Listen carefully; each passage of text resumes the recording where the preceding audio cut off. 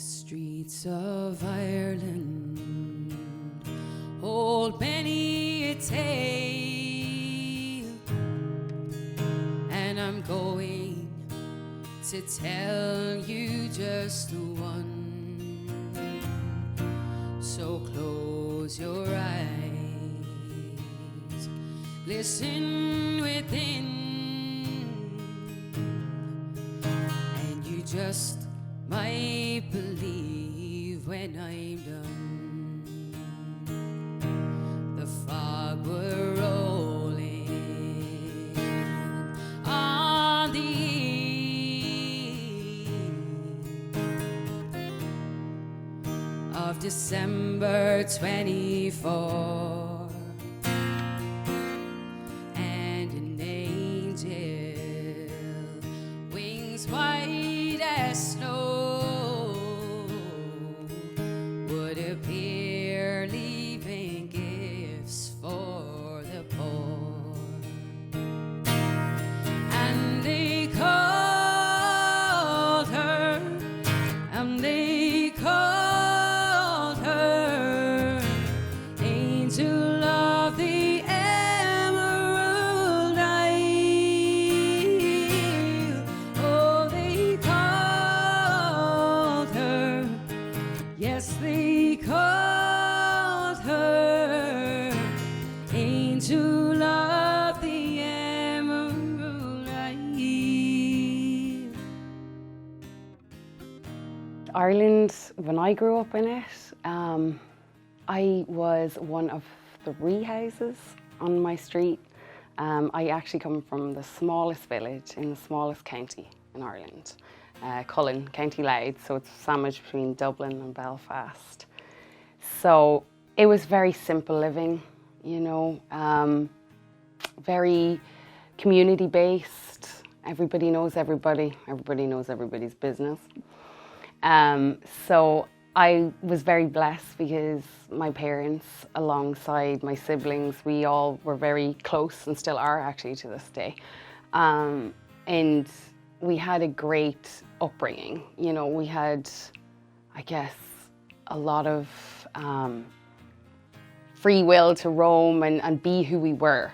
And I think that lent itself to me. You know, I never, when I said to my parents, like, I want to learn a keyboard, which was my first instrument, they were like, yeah, let's do it. Let's give it a whirl. Nothing was ever questioned. We were always allowed to be who we were.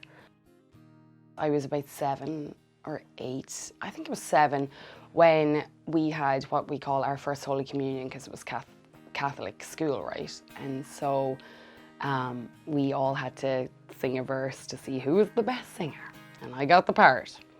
So my first kind of introduction into like public singing, I guess, was in church.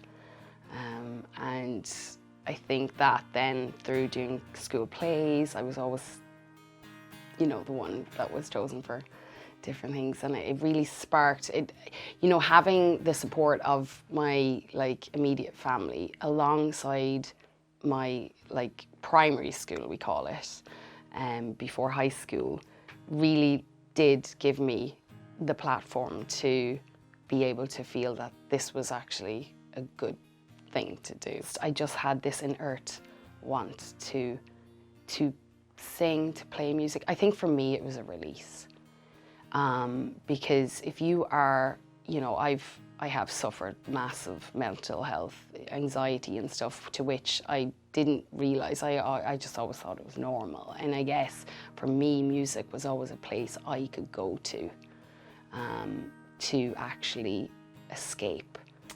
So after high school, I got already placed into the Ballyfermot Rock School, it was called at the time. And I remember my mom was in a really rough part of Dublin. So I was 18 at the time, leaving home for the first time. And a lecturer, I think his name was Greg, I can't remember his last name, and I'll never forget that introduction day. He stood in front of the class and he said, "You all are probably going to get ridiculed. You're probably going to be told, why are you in music college? Why are you doing this? Get a real job." But he said, look them in the eye and tell them, would you like music at your wedding? Would you like music for your funeral? Would you like to go out on a Saturday night and not listen to music? You know, he incorporated all the things that music or writers or whatever is such an integral part of our society that we just take for granted until COVID. And we all sat there, and one of the guys in the class put up his hand and he said, can you just come and talk to my parents, please? That was the most amazing speech, and it resonated from that day. I was like, yeah, he's right. And I used that for a lot of things, because people, I think, really do take, you know, something like a music career, or any career that is a little out of the box. I mean, somebody's got to do it. And they called her, oh, they called her angel of the emerald eyes.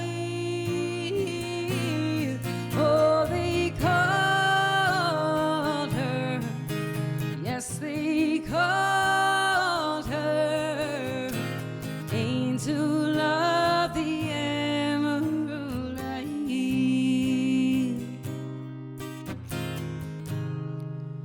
'Twas a night, the fog rolled in so doubly dark. I felt her wing burst softly across my Irish heart. And they called her, oh, they called her angel of the emerald eyes. Oh, they called her, yes, they called her angel of the emerald eyes.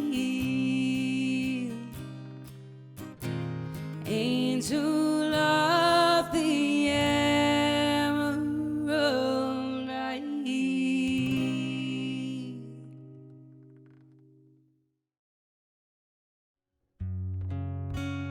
I needed to be able to travel and still get inspiration for writing. And so I knew that Nashville was somewhere that it spoke to me. So I got to work. I started going down to some of the bars. I was introduced to some people. I just felt at home here. People were so inviting and they understood. You know, when you're surrounded by people who actually understand how hard it is to come to a place on your own. You know, I guess I've always just thought it as normal. I've just always up and moved. Lived in Ireland, lived away from home for 2 years. Moved to England for 3 years, Wales, 5 years. Then Scandinavia, there was a whole career there. Like, looking back, just putting clothes into a suitcase, and I could only take 2 suitcases on my guitar, like literally packing your life. That was hard, you know, looking back, like going through all my things and seeing all my awards and stuff, but I couldn't take them with me. It was just me. I'm just me going on my journey, so. But that's why when I tell people I'm not in this for materialism, because I don't need a whole lot, you know. I laugh and I tell people, like, you'll see me in the same clothes all the time because I have so many clothes and it's so many things, but I don't care for those things. This has been all I know and all I will do until the day I leave this world. It's not a race, as long as you get where you're going. It's not always easy, living life not knowing what's on the other side. Close your eyes, promise don't be afraid. Dream of the better times to come and just keep the faith. I promise you, like me, you'll see it through. It's taking all of your strength to just stay strong when you feel like giving up.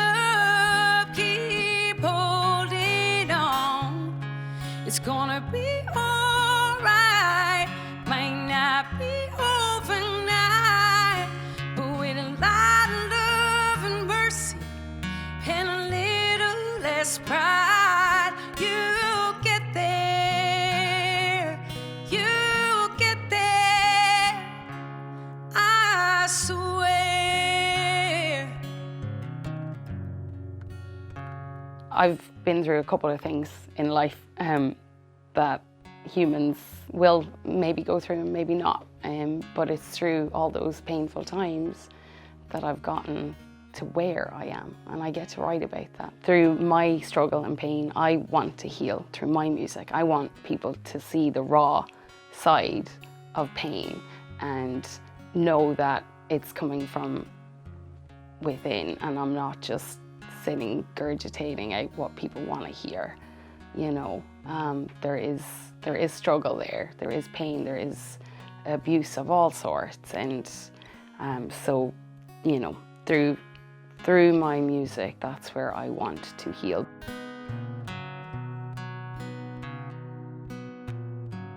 As everybody does, if there's somewhat trauma in childhood, it has filtered through into adulthood. And so I did go through a few years of some hardship, not with my personal family, people that were well known in the community. And at the time, I guess, my safe place was home. But I guess people always ask me why I don't want to go back to Ireland, and it's probably because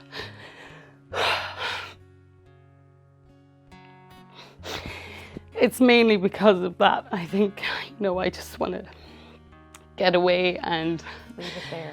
Yeah. So I have the most incredible family and support. So I'm really blessed, but I guess it gave me that drive to want to leave a situation behind. I'm probably not want to ever go back to that, because Ireland is so beautiful. The people are so beautiful. But, you know, when there's a bit of pain attached to a place, it leaves it kind of hard to, you know, go back to that. So, but I don't think any real successful person comes without their story. And it's the stories that make them who they are. And that's why they don't stop. You know, I was asked many times, like, oh my God, are you not scared? Are you not, like, you know, when are you going to give up? I was like, what kind of a question is that? I don't have a timeline for success, because success in my eyes isn't the same as yours. You're looking, I've had the record deal. I've had that life. I've had like, what you want to say, quote unquote, fame. Yeah, I've had people break into my bedroom. It's not fun. So I personally, that side of things isn't what I do this for. That's why I will never give up. There is, when people who don't know me, and it's so precious in those moments when they say, don't ever stop what you're doing. I'm like, trust me. You're talking to the person who is not. It's my number one. It's gonna be alright. Might not be overnight, but with a lot of love and mercy and a little less pride, you get there. You get there. You get there. You get there. You get there. You get there. I swear.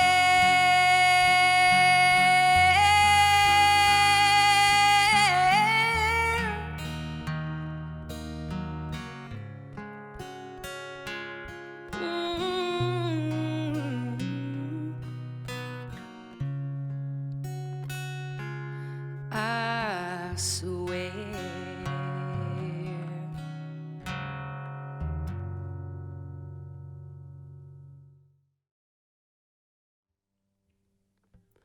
Of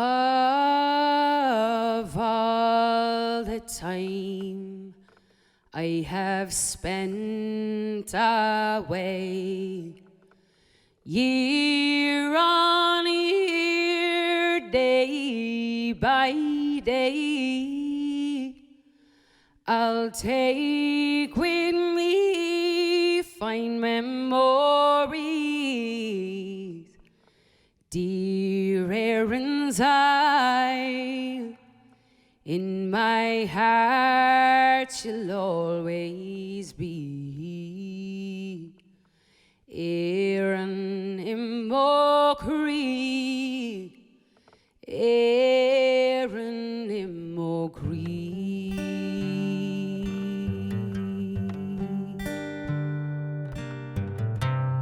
Do you cry for the absence I've left behind? For when I dream about the days gone by, missing you out on that long hard road. Dear Éireann's I lead me back home.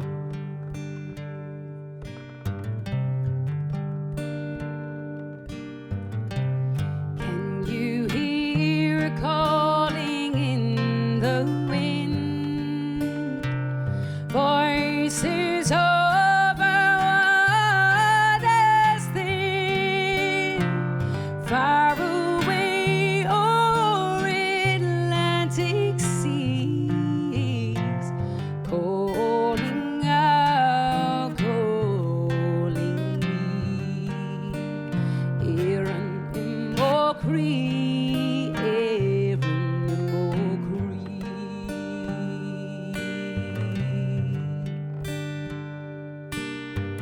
I'm going to touch people with my soul and my heart. So I was one time told never to put your heart and soul into that. And I said, sorry, that's what I'm going to do. And I want to leave this world a bit of a better place than I came in.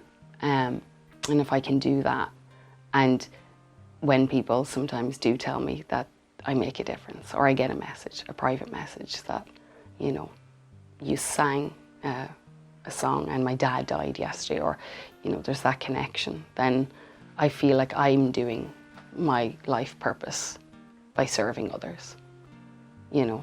And that's what I just want to make an impact. So if I can have my platform to be able to show people's struggles and be the one who puts it out on the line, then I'm prepared to do that. I'll take a bullet for 1,000 lives, you know, like seriously. And my motto in life has always been follow a passion, not a paycheck. Money is energy, my folks. You worry about it, you worry about the lack of, you'll stay on the lack of it. Money comes and it goes, but your integrity stays. And so how you are presented as a person to people is what they're going to remember. They're not going to remember the materialism, are they? They're going to remember how you made them feel. And I want to make people feel something when they hear my story. So, yes. All that you gave is all I'll ever need. Far distant cry from you to me. And if you don't receive my call, please always know I'm never gone.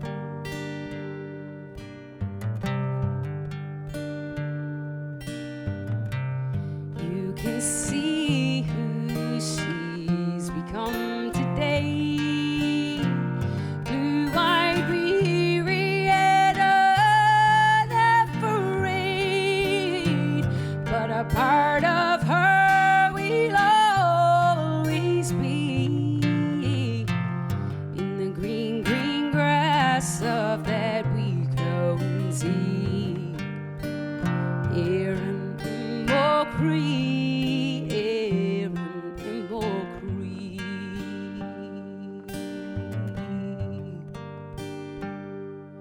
Of all the time I have spent away, year on year, day by day, I'll take with me fond memories. Dear Éireann's isle in my heart you'll always be. Éireann imó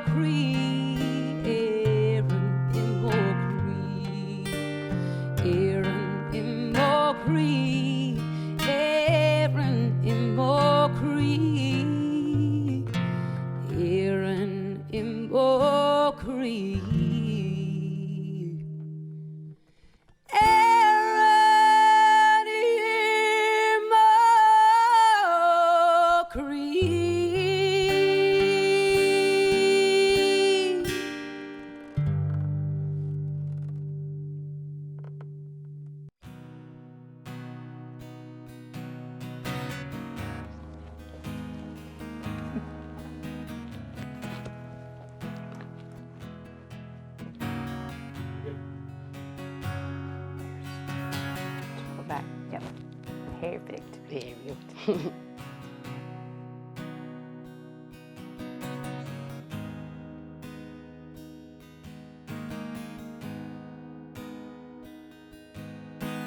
Hi, I'm Clare Cunningham and I'm from Ireland. And get ready for some loud motorcycles. It has been going up and down, like, or is that just different cars? Just because I